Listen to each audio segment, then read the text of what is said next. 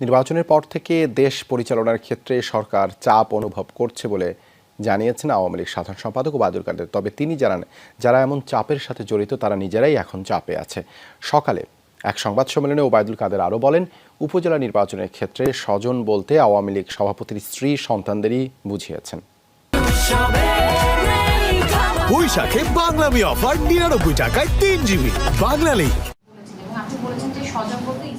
দলের সংসদীয় বোর্ডের বৈঠকের পরদিন সভাপতির রাজনৈতিক কার্যালয়ে আওয়ামী লীগ সাধারণ সম্পাদকের সংবাদ সম্মেলন। সেখানে উঠে আসে বিভিন্ন রাজনৈতিক বিষয়, তাতে তাদের নেতিবাচক রাজনীতি সম্পর্কে ওবায়দুল কাদের বলেন, নির্বাচনকে কেন্দ্র করে নানা হুমকির পর দেশ পরিচালনার ক্ষেত্রেও চাপ অনুভব করছে বর্তমান সরকার। বিভিন্নভাবে চাপ সৃষ্টি, এটা আমরা সরাসরি দেশ শাসন করতে গিয়ে